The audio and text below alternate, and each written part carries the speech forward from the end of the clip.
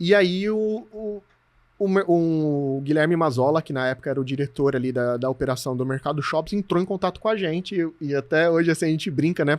Quando eu consigo revê-lo, agora ele voltou a ir em eventos, ele ligou e falou, cara, o que vocês fizeram? E na hora até assustei, Como, porque né? eu falei, por quê? A gente fez algo de errado e Sim. tal, né? Ele, não, porque vocês conseguiram mexer num negócio que a gente não sabe como que vocês fizeram. Que legal. E aí foi quando a gente se aproximou, né? Então, o Mercado Livre ficava ainda lá em Barueri, Na Via Marte. na Via Marte, né? Era um parto pra chegar lá, né? Eu já fui parar no Mercado Livre com a mesma ideia também. A história hoje não é minha não, tá? Mas é só pra fazer um paralelo.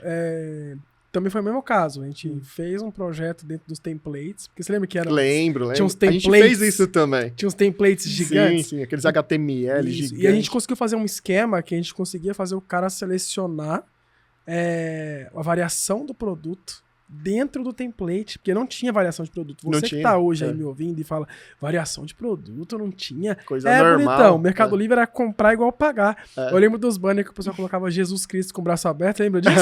Era a foto de Jesus, literalmente, assim, ó, pelo amor de Deus, não clique em comprar. Se não tiver certeza, mesmo. né? Só compra se tiver certeza. Negativava Era a muito pessoa, engraçado. né? Não, Bem era. assim, Só aperte em pagar se você for comprar. E, se não me engano, acho que foi nessa feliz. época que a gente se conheceu, né? Foi. Porque era pela solução de template que a gente também tinha Isso. alguns porque clientes que precisavam a gente desenvolver. desenvolveu um esquema do simulador de frete, que eu Aham. lembro que vocês usavam com a plataforma, mas antes disso, quando eu fui parar lá na Via Marte do Mercado Livre, foi porque a gente fez um projeto para se eu não me engano, era o maior da época em vendas no Mercado Livre. Todo mundo vendia, tipo, muito embaixo, o cara era muito em cima, mas muito em cima. Assim, o maior da América Latina na parte de automoção, de automóveis, né? De peças de automóvel e tal.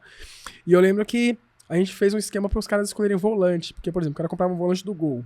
Aí ele servia para qual modelo? Qual Não, ano? a Auto Parts era cara, o pior segmento. 50 milhões de variações diferentes, né? E a gente conseguiu fazer um esquema, o cara clicava para comprar, ele recebia um e-mail, a gente levava ele para uma página com a carinha do Mercado Livre, toda amarelinha, bonitinha.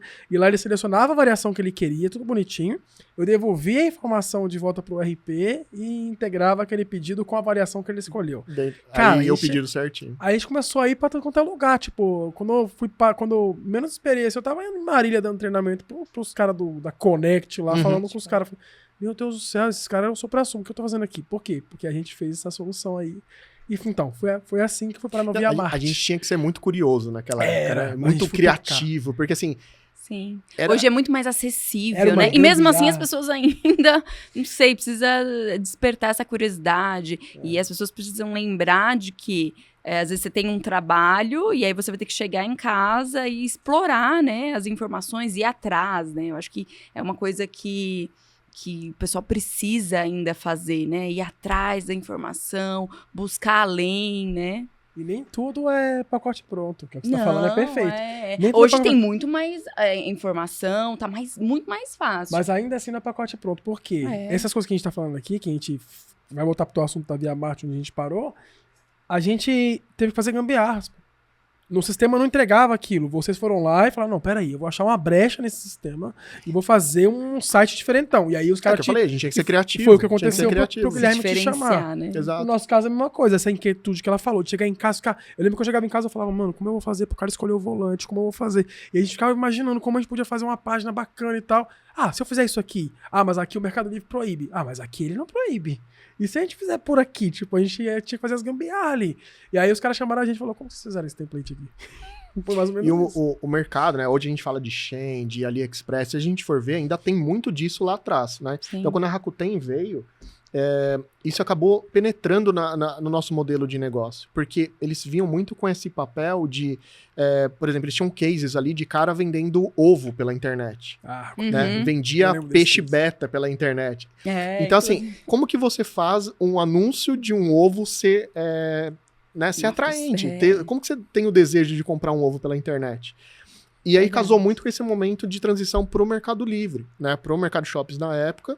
E aí, como o cliente é o mesmo, né? O mesmo cliente do Mercado Shops era o do Mercado Livre, a gente acabava tendo que não só fazer a loja dele, mas também cuidar da parte dos anúncios.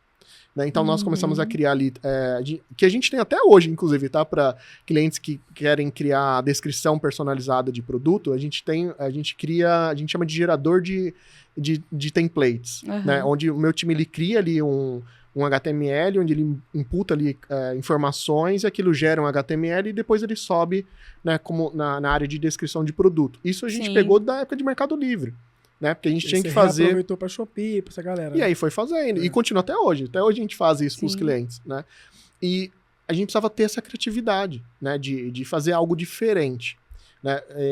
E aí foi até quando a gente, né, ainda se aproximou ainda mais, né, com a empresa que o Mário depois começou a trabalhar, né, que a gente desenvolveu em conjunto ali uma solução que depois a gente chamou de Modify Store, que é onde eu criei. Hoje tem algumas empresas aí, vou até fazer um merchan sem querer assim, mas a gente tem o pessoal da Deco, né, enfim, tem algumas empresas aí que faz isso hoje. Eu já fazia isso lá em 2013, 2014. Blocado. Né? Eu já tinha uma solução externa que via front, lógico que hoje a gente tá falando de um headless, né, é um conceito diferente, mas eu já tinha desenvolvido um sistema que, em paralelo à plataforma, eu criava um layout e sobrepunha o que o cara tinha. O que muita gente faz com Shopify na API hoje. Exato. Faz um front inteiro e conecta lá, né? Exatamente. Papo de nerd. Mas nerd. A ideia é essa. Tipo, o Mercado Shop disponibilizava, se eu não me engano, acho que era 1 ou 2 vitrines no máximo ali na home. Eu, com o Modify, a gente colocava 15 vitrines.